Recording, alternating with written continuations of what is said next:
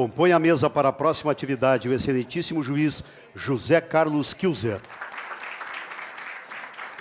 Para falar sobre a litigiosidade, em especial a trabalhista, vista pela ciência política, excelentíssima cientista política e diretora de pesquisas do Conselho Nacional de Justiça, Maria Tereza Sadek. Com a palavra, presidente da mesa, juiz José Carlos Kilzer. A conferência, agora, primeira da tarde, é a litigiosidade, em especial a trabalhista, vista pela ciência política. A palestrante, a doutora Maria Tereza Sadek, eu tive o prazer de conhecer na AMB, onde a gente fez uma pesquisa, mas uma pesquisa envolvendo mais a justiça estadual, onde a gente comprovou aquilo que o Rodrigo Colasso falou antes, onde poucos demandantes dominam praticamente metade dos processos da justiça estadual. Não seriam demandantes individuais, mas setores, setor financeiro, comunicações e a própria administração pública. Eu queria comentar um pouquinho sobre o que nós vimos ontem e hoje, né, que palestrantes colocaram como solução para diminuir a litigiosidade na Justiça do Trabalho, a questão das demandas repetitivas, só que, para a nossa realidade, não tem muito efeito. Ela tem efeito, talvez, para o TST, onde se discute em teses e questões de direito, mas nas varas e nos tribunais regionais é muita matéria fática, que não chega aos tribunais superiores. E nós temos um problema que outras justiças não têm, e que a gente fica em desvantagem, até nos relatórios do CNJ, que nós temos processos com pedidos cumulados. Então, nosso processo ele é contado mas é comum nós ter processo com 30 pedidos, onde nós temos que falar sobre os 30 pedidos, e o pior, às vezes é fazer uma instrução, uma audiência com vários fatos e várias testemunhas, e isso os relatórios da Justiça em Número não apresentam, né? Mas vou apresentar o breve currículo da doutora Maria Tereza. Ela é doutora em Ciência Política pela Universidade de São Paulo e pós-doutora pela Universidade da Califórnia e pela Universidade de Londres. É colaboradora da Fundação Getúlio Vargas, do Rio de Janeiro, pesquisadora sênior e diretora de pesquisas do Centro Brasileiro de Estudos e Pesquisas Judiciais, é diretora executiva do Departamento de Pesquisas Judiciárias do CNJ e professora da Universidade de São Paulo, e também foi diretora de algumas pesquisas da AMB. Nós temos agora um tempo para exposição para a doutora, e depois a gente vai abrir um espaço para questionamentos. Com a palavra, doutora. Bom, boa tarde. Eu quero dizer da minha enorme satisfação de estar aqui e, sobretudo, por compartilhar a mesa com o doutor José Carlos, que nós pertencemos à mesma gestão da AMB, não é verdade? Bom, eu, antes de falar propriamente da justiça trabalhista, eu gostaria de contextualizar. Eu acho que, quando nós falamos de qualquer assunto ou de qualquer dado, isolando esse dado, nós perdemos uma dimensão que, do meu ponto de vista, é fundamental, que é a contextualização e, mais do que isso, a comparação.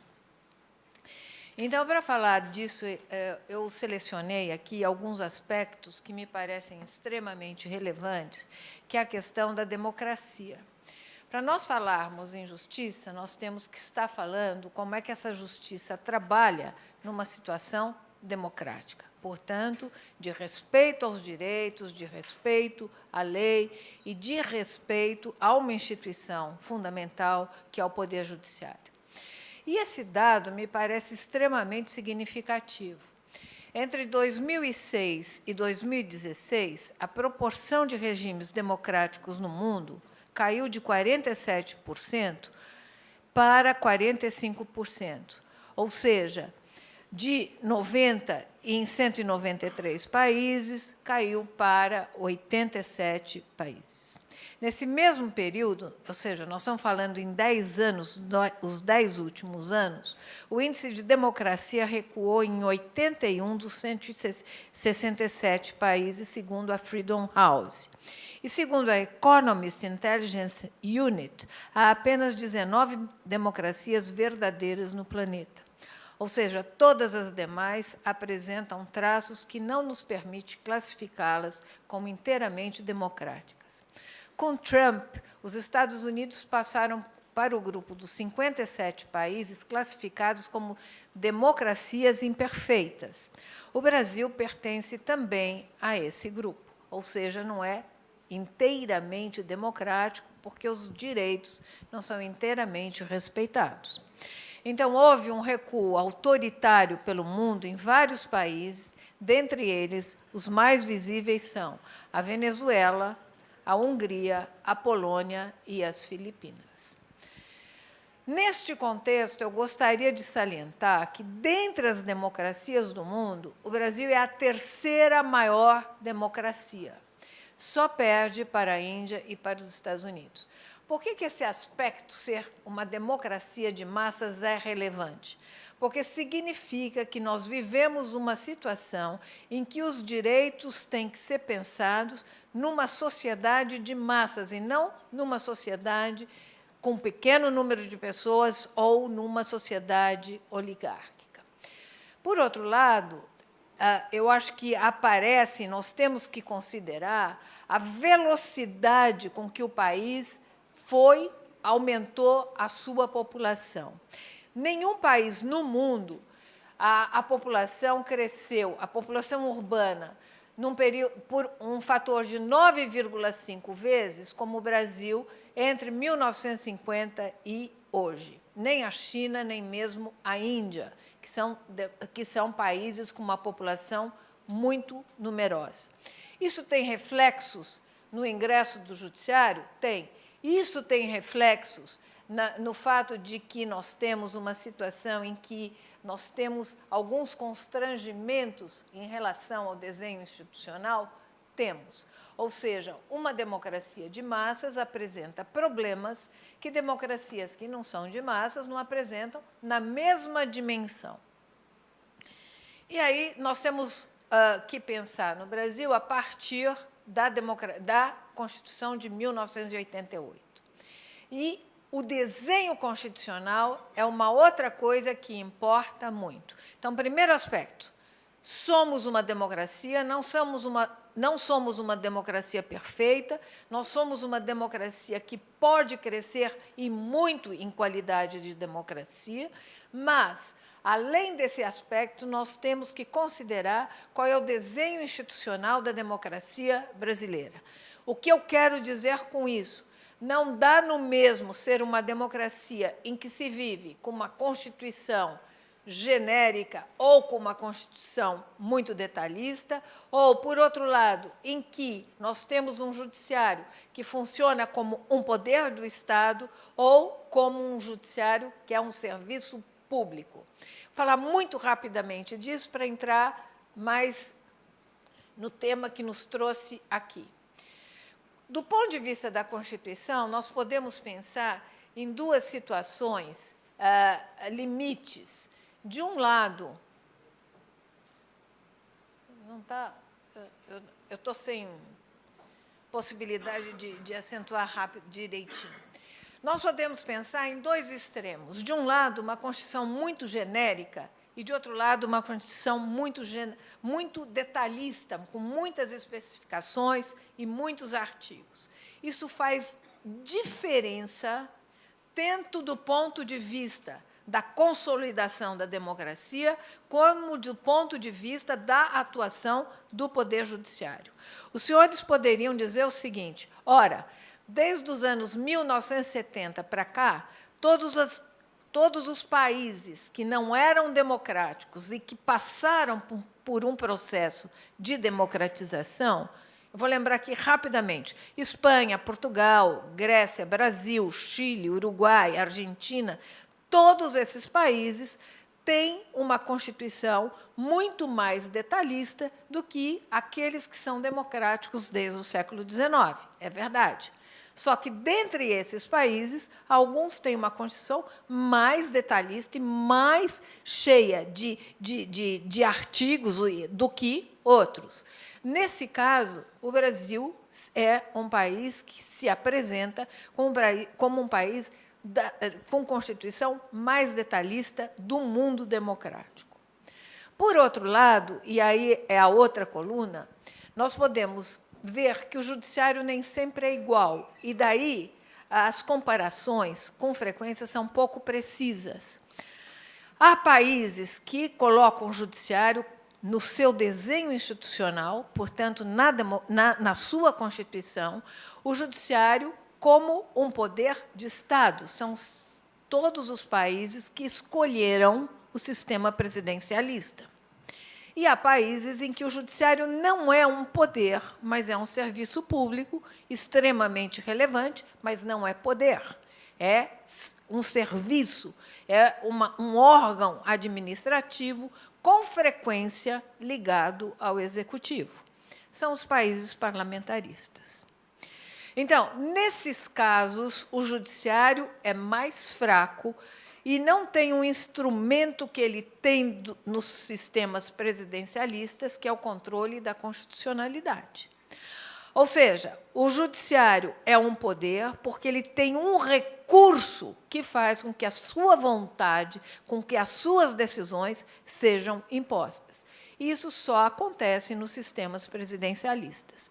No caso brasileiro, qual é a situação que nós temos? Nós temos uma combinação entre uma Constituição extremamente detalhista e um judiciário que se configura como um poder de Estado.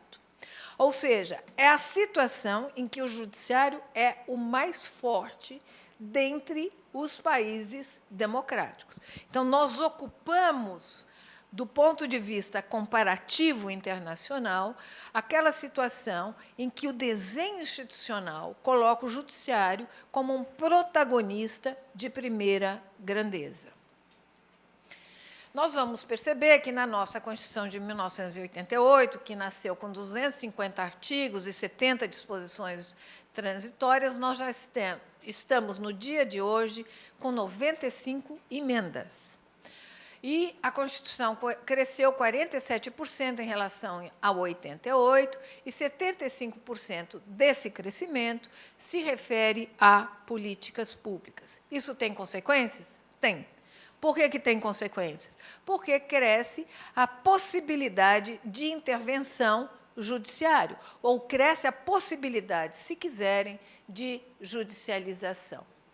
Essa constitucionalização abrangente tem um reflexo imediato na questão de concepção da política partidária, ou seja, as lideranças eleitas politicamente ou partidariamente, se quiserem, têm uma margem de arbítrio muito mais reduzida.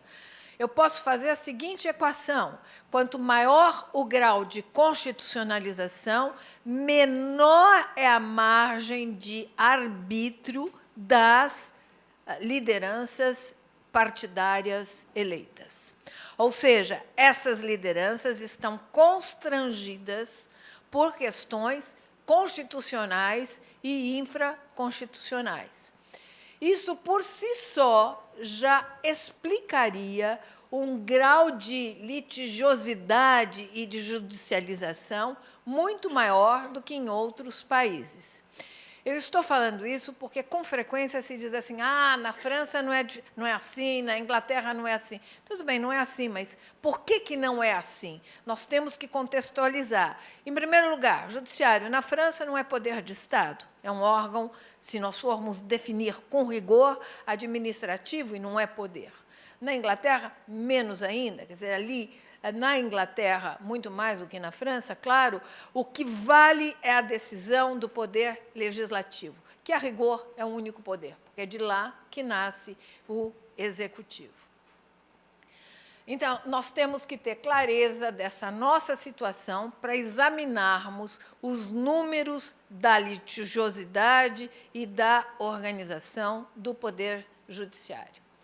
Então, vejam, como é que se estrutura o Poder Judiciário, os senhores sabem isso tão bem quanto eu, isso consta da última edição do Justiça em Números, mas eu só vou repetir aqui para que a gente tenha essa contextualização, para que, quando a gente for discutir, nós não façamos argumentos centrados numa única variável, mas que este argumento tem que estar contextualizado nesses parâmetros que eu apresentei. De um lado, democracia de massas, de outro lado, uma constitucionalização abrangente, e, de outro lado, o estímulo à judicialização e a um protagonismo do Poder Judiciário. Então, hoje nós temos 2.740 comarcas, elas representam quase que a metade dos municípios brasileiros. Aliás, isso é uma herança da época colonial, em que o que valia eram essas comarcas, depois nós fomos criando municípios e ficou ainda essa denominação, que é um fato muito curioso também quando a gente compara com os demais países, que essa denominação seja tão distinta, inclusive dificultando análises da gente, porque quando nós vamos examinar, por exemplo, o PIB de um município, a comarca, como pode abranger mais de um município, nós temos dificuldades em fazer essas correlações. Isso deve ter interferido fortemente, doutor Alexandre, no seu trabalho. Por quê? Porque nós não temos essa igualdade entre... A igualdade geográfica não corresponde... Os limites geográficos não correspondem aos limites jurisdicionais. Então, são duas instâncias diferentes. E aí nós vamos ver quais são as unidades judiciárias de primeiro grau, que são 16.053. A Justiça Estadual tem 10.433, a Justiça do Trabalho, 1.572, a Justiça Federal... Por aí vão indo, eu não vou repetir todos esses números para os senhores, mas os senhores têm lá a dimensão dos diferentes órgãos do Poder Judiciário e os senhores podem fazer a comparação da Justiça do Trabalho com os demais órgãos do Poder Judiciário.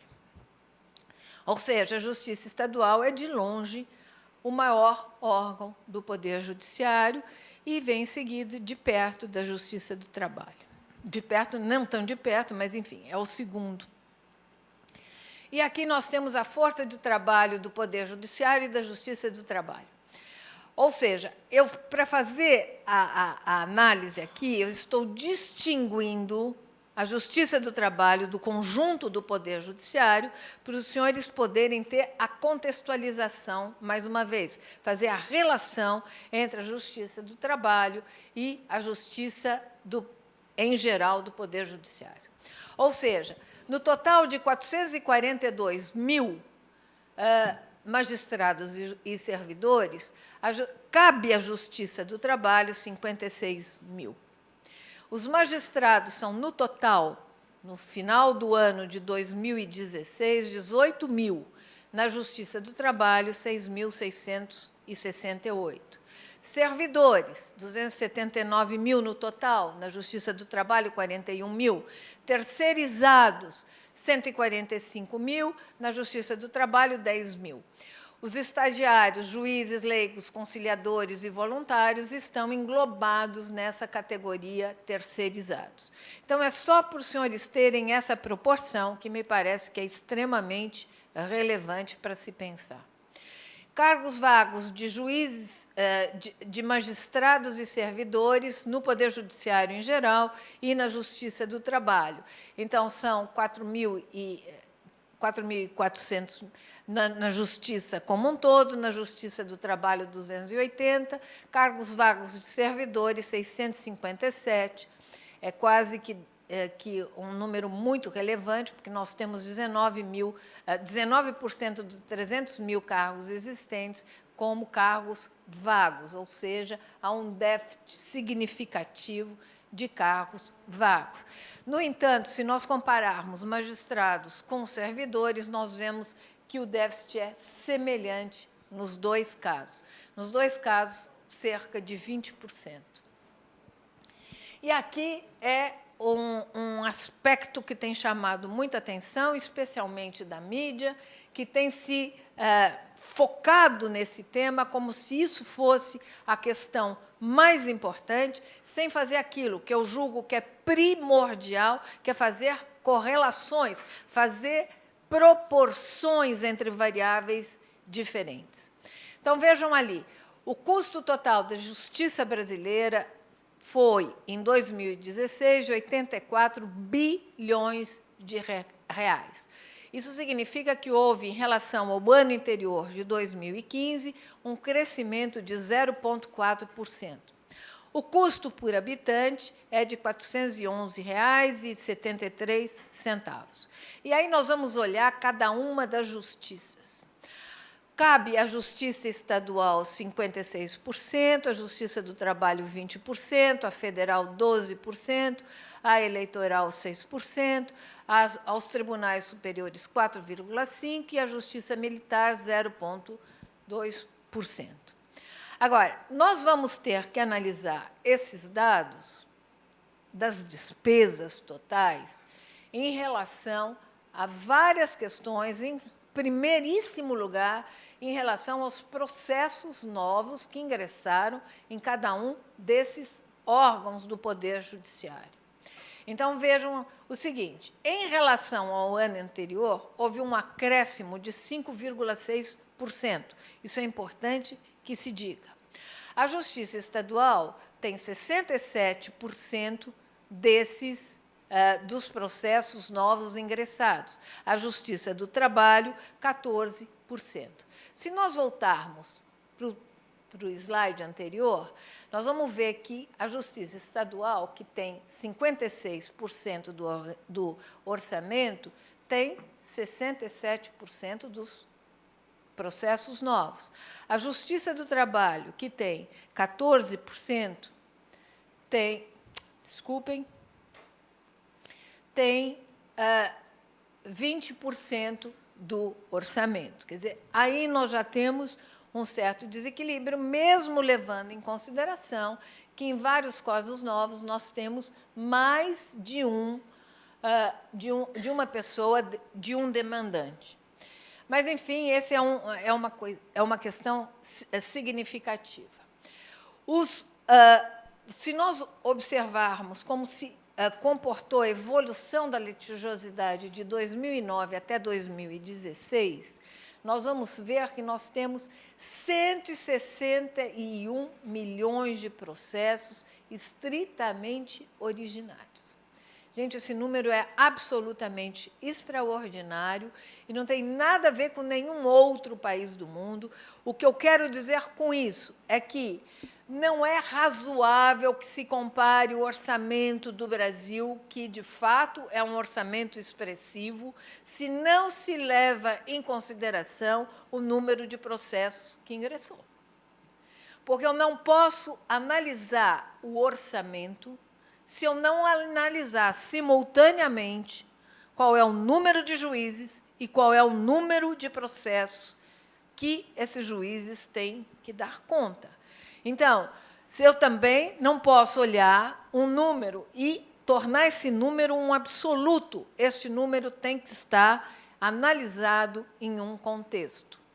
Então, aqui nós vamos ver qual é a evolução da litigiosidade. Os senhores vão ver que é uma litigiosidade crescente, muito embora, nos últimos anos, essa litigiosidade tenha tendido a crescer num ritmo um pouco menor do que nos anos anteriores. E aqui nós vamos ver a litigiosidade por ramo do judiciário. Então, a litigiosidade estadual, nos tribunais superiores, a eleitoral e a no trabalho. E a do trabalho, que nós temos que olhar com mais cuidado, porque aqui nós vamos ver um comportamento, eu gostaria que os senhores se fixassem nesse slide, é um comportamento inteiramente diverso do que aconteceu nos demais. Os senhores vejam que o crescimento na Justiça do Trabalho é muitas vezes superior ao crescimento nos demais órgãos do Poder Judiciário.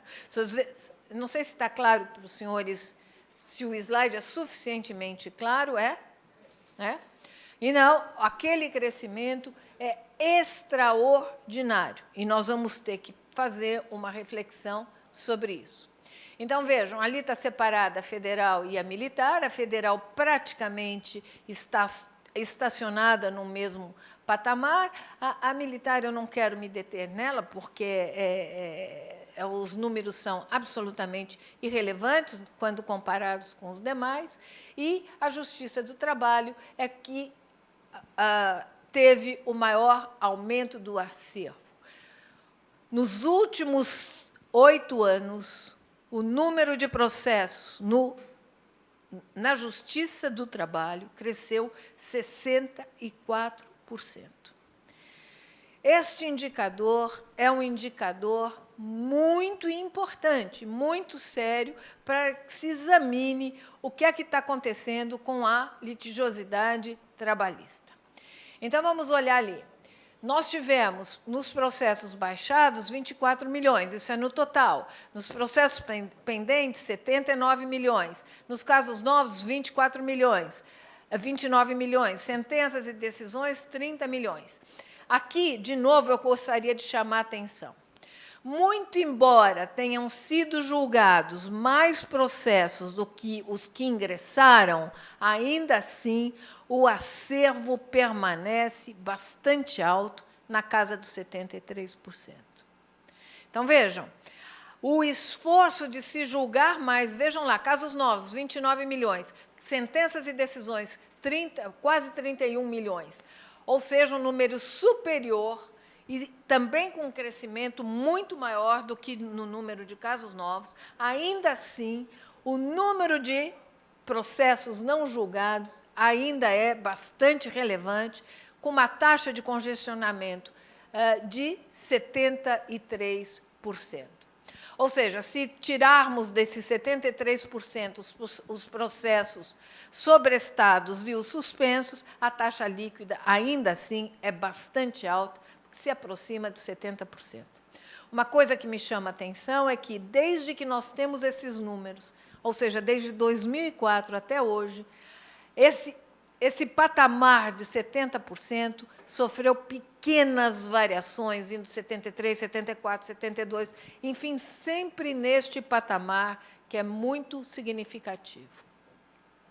Então, como eu disse, a Justiça do Trabalho foi a que teve o maior aumento, e, se nós olharmos a movimentação processual da Justiça do Trabalho, tendo como ano base o ano passado, nós vamos ver que tivemos 4 milhões de casos novos, julgados um pouco mais do que os ingressados, os baixados no mesmo patamar e casos pendentes ainda na casa dos 5 milhões. Oi? Oi? Bom, então, os indicadores de produtividade são bastante significativos e mais altos do que nos outros ramos, porque os baixados, quando contrastados com os casos novos, nós tivemos 98%. Taxa de congestionamento também é muito abaixo da média do Judiciário Nacional, que lá está no 74%, na Justiça do Trabalho, 56%, e a taxa de congestionamento líquida de 48%.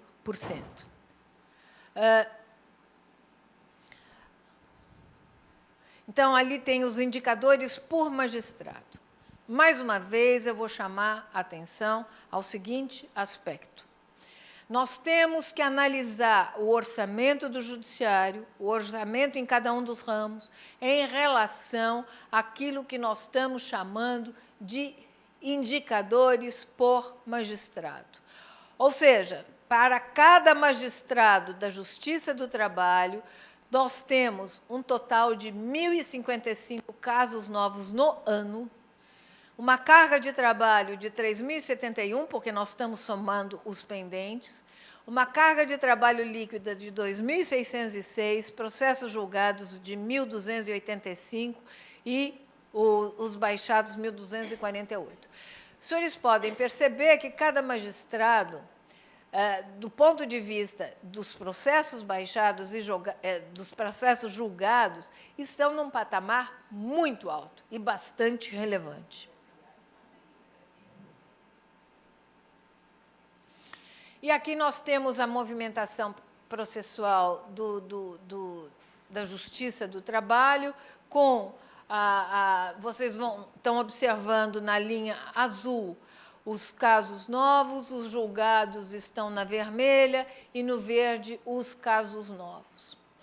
Os senhores podem observar que todas as linhas aí são todas ascendentes. Nós não temos nenhuma estabilidade, não ficam na reta, nem mesmo caem em nenhum dos casos, e aí vai de 2009 até 2015. O índice de produtividade geral da Justiça do Trabalho é mais alta do que da Justiça como um todo, e a carga de trabalho dos magistrados do trabalho também é mais alta mais baixa, desculpa, do que dos magistrados como um todo. E aqui nós temos o índice de produtividade dos magistrados do trabalho. Eu vou passar rápido, porque isso está no site, os senhores podem pegar isso com muita facilidade. E quem são os grandes devedores trabalhistas e os maiores litigantes? Por que eu quero me fixar um pouco aí? Porque quando a gente olha os dados nus, os dados absolutos, nós falamos a litigiosidade é muito grande, mas quem é que litija? Quem é que entra no judiciário? Quem é que judicializa a rigor? E quando é que se judicializa? E se nós temos a possibilidade de analisar períodos de boom econômico sem contrastar com os períodos de crise econômica? É possível se pensar no judiciário do trabalho nos últimos anos sem se pensar no alto grau de desemprego que nós vivemos? Quem é que vai ingressar no Poder Judiciário? São perguntas extremamente relevantes que devem necessariamente ser feitas. Então, quem são os grandes devedores trabalhistas e os maiores litigantes? Na lista dos grandes devedores trabalhistas e dos grandes litigantes, está atualizada pela última vez pelo CNJ em 2012, indica que o perfil do uso da máquina judiciária não são os trabalhadores e os cidadãos mais desprotegidos, os interessados no prolongamento do litígio. Os principais demandas assentam-se em 3 grandes núcleos de pedidos: pagamento de verbas rescisórias, jornada de trabalho, responsabilidade civil do empregador. É, pois, a falta de pagamento do direito de ver quitada a rescisão do contrato de trabalho que impulsiona a imensa maioria dos pleitos levados ao judiciário trabalhista. Esse dado é extremamente significativo para que se leve em consideração o que significa a litigiosidade. Não adianta se falar a litigiosidade é crescente se nós não contextualizarmos. Só contextualizando é que se é capaz de entender por que é que nós temos esse acréscimo de litigiosidade. Mais do que isso, quem litija é quem está sendo desempregado. Quem litija não é aquele que está na função propriamente dita, eu estou dizendo na maior parte dos casos, não em todos os casos. Então, nós vamos ver que um outro aspecto também contemplado pela série Justiça em Números é qual é o percentual de processos eletrônicos em cada um dos setores da Justiça. A Justiça do Trabalho ganha de longe dos demais, vou terminar, com 92% dos seus processos já na forma eletrônica, sem papel. E se nós pensarmos nos índices de conciliação, mais uma vez, nós temos, para a Justiça como um todo, um indicador que é muito tímido, apenas 12%, na fase de conhecimento 17%, no juizado especial 16%, mas na Justiça do Trabalho chega a 40%. Eu diria que isso nem é uma grande vantagem, porque a Justiça do Trabalho já nasceu com uma identidade de buscar o acordo e a conciliação. No entanto, os percentuais são muito distantes nas demais justiças, sobretudo se levarmos em consideração que o novo CPC estimula a conciliação pré-processual. Enfim, eu só gostaria de dar mais um dado para terminar, que foi um dado divulgado pelo DIEESE em relação às greves que ocorreram no ano de 2016. Elas se deram por salários atrasados e condições de trabalho, esses foram os grandes motivos das greves. Houve, em 2016, 2.093 greves, 81% dessas greves consideradas defensivas, manutenção de direitos e não para obtenção de novas conquistas, e o número de greves no mesmo patamar, o número de greves acompanhava o mesmo patamar desde de 2013 até 2012, a média era muito menor, eram apenas 500 por ano. Nós chegamos a um patamar que é expressivamente maior, 4 vezes maior, exatamente porque coincide com um período de alto desemprego, chegamos a 14 milhões de brasileiros desempregados, e isso é por isso que eles estão caracterizando essas greves como defensivas. Enfim, o que eu gostaria de marcar é que essas greves não podem ser analisadas fora também do contexto econômico, fora do contexto social que nós vivemos, e isso tem um reflexo que, das 2.093 greves, 50, ou metade estavam localizadas no setor público, e a maioria entre servidores municipais, que foram exatamente aqueles que tiveram seus salários muitas vezes atrasados, não respeitados, e daí por diante. Isso significou 140 mil horas de suspensão do trabalho e 74% de novo no setor público. Enfim, o que eu gostaria de apontar para terminar e abrir o debate é que a litigiosidade não pode ser examinada fora das condições legais, fora das condições legais que eu digo é quais são os estímulos que a própria legislação oferece à litigância, fora do contexto real, fora do contexto econômico e social que nós vivemos, porque a sociedade tem muito a ver com aquilo que nós estamos falando, qual é o momento histórico que estamos vivendo, para se pensar nessa litigiosidade. Ou seja, os números não podem ser analisados de forma absoluta e isolada, mas eles têm que ser analisados no contexto, fazendo quanto mais correlações nós fizermos, melhor será a nossa possibilidade de fazer um retrato da realidade, portanto, um diagnóstico que nos permitirá fazer ou elaborar políticas para combater aquilo que se considera que é excessivo, porque, quando se fala litigiosidade excessiva, está na própria expressão se determinando que existe alguma coisa que é deficiente, que não vai bem. Muito obrigada e aguardo as questões.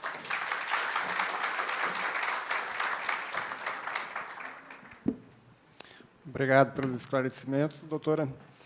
Eu sou um admirador da senhora e, com os trabalhos que eu fiz com ela na MB, me ajudaram a ver o judiciário como um todo, né? Esses dados são importantes para a gente pensar no todo, no judiciário como inteiro, inclusive as outras justiças, e não só a justiça do trabalho, né? E na MB a gente via isso, porque todo o problema que acontecer com um de nós, ele reflete em todo o judiciário. Qualquer juiz que é atacado, é todo o judiciário que sofre, né? E os dados que ela apresentou para mim comprovam que o que foi tentado até agora não adiantou, que primeiro nos venderam as metas, né, que com as metas nós ia aumentar a produtividade, ia resolver os problemas. Passamos a trabalhar mais mesmo, né? Aqui a gente, né, também foi incentivado a fazer pautas duplas, que foi muito traumático, né, porque aumentou a demanda. Foi vendido depois que o processo eletrônico seria outra solução. A gente viu que não reduz o trabalho nem os processos, né? Então, temos que pensar em outras soluções, né?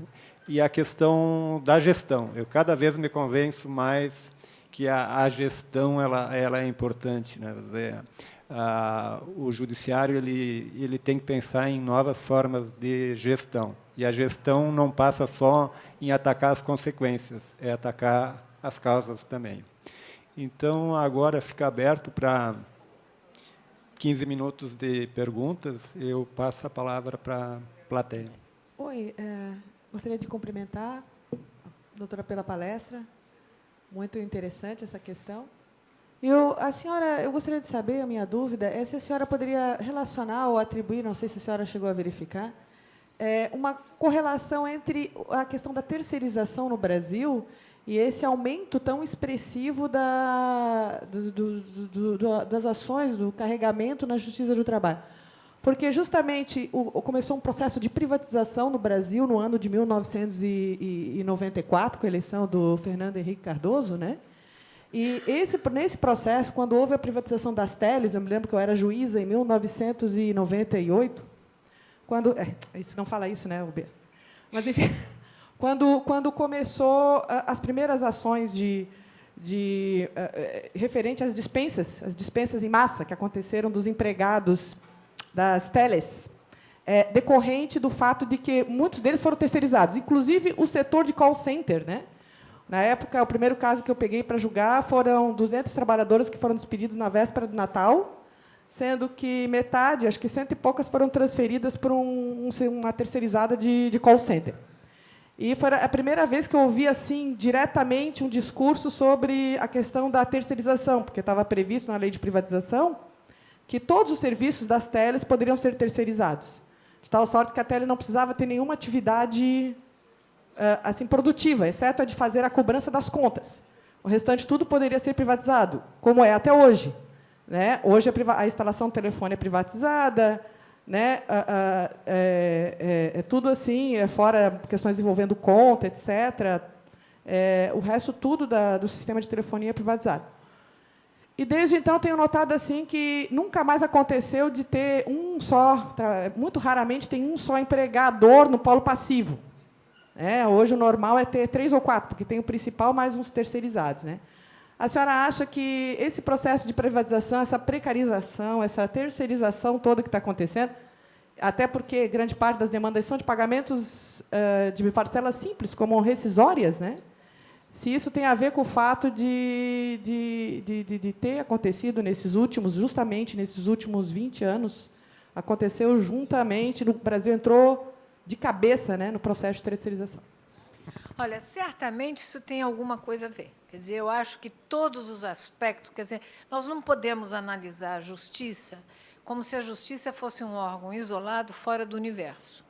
Eu acho que nós temos que levar em consideração tudo o que acontece. Eu acho que a privatização é um aspecto, a terceirização é outro aspecto, o número de advogados é outro aspecto, os estímulos à judicialização é outro aspecto, ou seja, nós temos N variáveis aí. Eu não saberia te dizer, e isso mereceria um belo estudo, qual é o peso de cada uma dessas variáveis. Para isso, nós teríamos que fazer um estudo muito mais completo do que esse indicado no Justiça em Números. Justiça em Números é simplesmente para fazer um retrato de um momento que a gente chama assim, você petrifica um momento que é o final do ano anterior e diz quantos processos tinham, quantos juízes tinham, etc. e tal. Mas ali não tem nenhuma explicação. A explicação cabe a nós. Ou seja, vamos fazer um estudo, vamos ver qual é a relação entre o número de sindicatos, pegando os sindicatos mais ativos, os menos ativos, vamos pegar também a legislação, vamos pegar também os processos econômicos, a taxa de inflação, enfim, o número de desempregados, tudo isso tem que ser correlacionado com a taxa de litigiosidade. Nós não podemos olhar isso como se fosse alguma coisa que nasceu do nada, quer dizer, não nasce no chão, não é uma sementinha que você põe lá. ela é regada por várias questões. Quais são essas questões? Eu acho que quanto mais questões nós abrirmos, mais nós vamos ter uma resposta mais adequada e mais próxima da realidade. É uma questão bem discutida aqui, sobre quais são os critérios para avaliação do índice de produtividade dos juízes. Quantos pedidos eles têm que analisar, ou se é por ação, se vocês analisam esse índice através do número de pedidos ou através das ações que são ajuizadas nas unidades. Você sabe que você tocou num ponto que é o ponto que mais me incomoda. Quando eu cheguei no CNJ, foi exatamente isso que eu falei. Gente, eu não vou sair desse CNJ se a gente não melhorar esse índice de produtividade. Primeiro, porque eu acho que a gente não pode nivelar por baixo. Ou seja, nem todas as ações exigem o mesmo empenho de um juiz, certo? Se você pegar, eu não vou nem entrar na Justiça do Trabalho, eu vou pegar num sentido mais amplo. Um juiz que trabalha na área da infância e da juventude tem uma criança ali com abuso sexual. Você acha que você pode comparar esse juiz com aquele juiz que recebe e pode, numa canetada só, resolver 100 ações de uma vez só? Se eu nivelo por baixo, fica assim, 100 mais 1, 101, índice de produtividade geral, eu fiz a média. A média é um indicador muito pobre. Eu nunca gostei de média, eu sempre gostei de trabalhar com mediana e etc. Tal. Mas a questão da produtividade é uma das questões que mais me chama a atenção. Por quê? Primeiro, você estabelece uma meta como se em todas as questões você pudesse cumprir do mesmo jeito. É como se fosse uma corrida e eu vou fazer essa corrida com ele, que faz corrida todos os dias, e comigo, que não faço nunca ginástica. Óbvio que ele vai ganhar de mim. E aí a média está no meio de nós dois. Não está claro isso. Nós temos, de fato, que pensar em aprimorar esse índice de produtividade. Eu concordo inteiramente com você e não vou assumir como se o CNJ fosse meu. Não é meu. Eu estou, por acaso, trabalhando lá. Eu vou fazer um questionamento para a senhora, não tem muito a ver, mas também tem com trabalhar as consequências, porque eu vejo que os tribunais atuam muito nas consequências e não nas causas. É um tema meio tabu ainda entre os magistrados, mas a questão do mandato das administrações, 2 anos apenas, isso aí tem interferido na continuidade das políticas públicas do CNJ e nos tribunais? Isso aí a senhora tem percebido alguma interferência? Eu acho que sim. Quer dizer, você deve se recordar que, desde a época que nós trabalhamos juntos naquela pesquisa da MB, eu já dizia, gente, 2 anos de administração é nada, não serve. Óbvio que a gente pode pensar, se tem um administrador péssimo, é bom que seja 2 anos, porque rapidamente ele se manda, né? Mas, se é um bom administrador, tem uma prática que é terrível. Você tem um administrador, o último ano, na verdade, ele já está quase que não fazendo mais nada, vem o próximo administrador e destrói tudo que o outro administrador fez e começa do zero de novo. Eu acho que isso, no Brasil, é muito grave. Eu estava estudando CNJ, agora não estou mais, né, porque você não pode estudar aquilo que você está dentro, né? E isso era claríssimo. Cada presidência que assumia o CNJ, quer dizer, a consequência, quem assumia o Supremo assumia o CNJ, as políticas e as prioridades iam mudando. As prioridades anteriores eram colocadas na gaveta e tudo começava do zero. Ou seja, nós temos um grau de institucionalização muito baixo. Os senhores devem perceber isso nos tribunais nos quais os senhores estão ligados. Quer dizer, vem um administrador, faz isso, aí vem o próximo, diz que tudo aquilo que foi feito é muito ruim, que tem que começar tudo do zero. Então, eu concordo com você. Eu acho que 2 anos é muito ruim, porque não dá tempo de você institucionalizar. E, mais do que isso, se a gente não institucionaliza, a gente personifica. O oposto da institucionalização é a personificação. O ideal é que você tenha políticas que andem por si só, que, independentemente do gestor, ela continue a fazer efeitos. A última pergunta, então, Alessandro, porque a gente está premido pelo horário bem rápido. Será rápida mesmo. Mas eu também quero agradecer a professora pela objetividade e clareza da exposição, professora. A senhora bem destacou aí que a litigiosidade é um fenômeno complexo que tem que ser apreciado a partir de vários aspectos, né? Eu gostaria de me concentrar em um desses aspectos, que é um ponto que a senhora bem apontou, que quem litiga normalmente no Brasil, geralmente são grandes corporações, ou existe uma litigância contumaz no Brasil, como se existisse realmente litigar vale a pena no país, né? E não é o cidadão que tem o seu direito desrespeitado, são grandes corporações. Será que, diante dessa realidade, uma das causas desse fenômeno não seria uma atuação condescendente por parte do judiciário frente a essa constatação?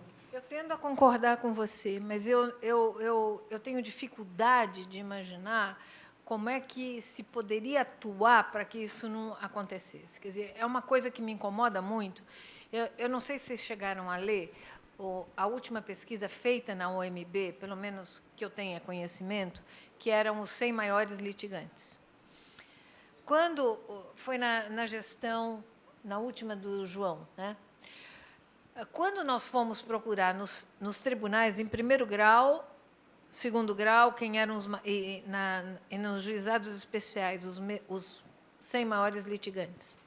Chegou uma hora que eu falei, gente, 100 maiores litigantes, eu quero ver se metade desses litigantes corresponde a 50 atores, né? Demandantes e demandados, polo passivo e polo ativo. E eu fiquei muito surpresa. Nós analisamos, eu acho que 12 ou 13 tribunais de justiça. Em todos eles, sem exceção, quando você ia para os... Quem é que era responsável, entre os 100 maiores, pela metade?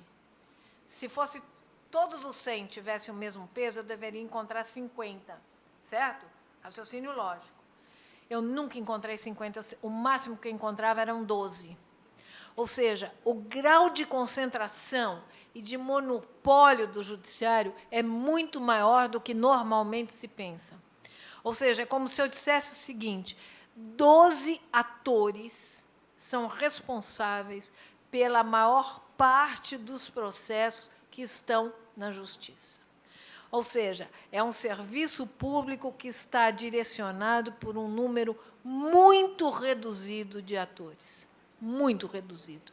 É absolutamente marginal essa litigância de pessoas que são de classe média e classe média baixa. É absolutamente marginal. Foi o dado que mais me impressionou. Eu fiquei muito... Eu acho que até, assim... constrangida de ver por que esse dado não foi mais explorado na gestão do João, porque eu acho que esse dado foi o dado mais impressionante já produzido no Judiciário, e foi examinando processo. Processo é processo. Você ter um Tribunal de Justiça, e aí eu devo até fazer um elogio a Santa Catarina, de todos os tribunais que nós examinamos, o melhor tribunal, do ponto de vista de dados e de informação, era o de Santa Catarina. Examinamos Rio Grande do Sul, Santa Catarina, São Paulo, Rio, enfim, eram 12 ou 13, agora eu não tenho esse dado claro na minha cabeça. Mas vale a pena consultar essa publicação. É um negócio assim, absolutamente surpreendente. Como é que um número tão reduzido de atores usa o judiciário? E aí, o que me incomoda é a gente dizer que o judiciário é um serviço público. Público. Mas, completando, professora, como eu participei dessa pesquisa, a gente vê nisso aí a concorrência desleal com os outros ramos do judiciário. Nós não temos essa incidência de maiores litigações. Nós temos temas, rescisórias, né, horas extras, e isso aí se repete, vamos dizer, na mesma ação são vários assuntos, esses vários assuntos em várias ações, né?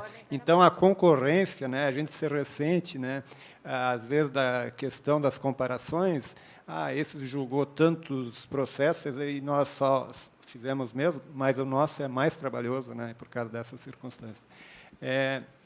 Gente, por causa do horário, depois tem mais uma palestra do o palestrante americano. E eu gostaria de agradecer muito a vinda da doutora Maria Tereza e aproveitar dando um certificado de participação e espero que venha mais vezes aqui para o nosso tribunal.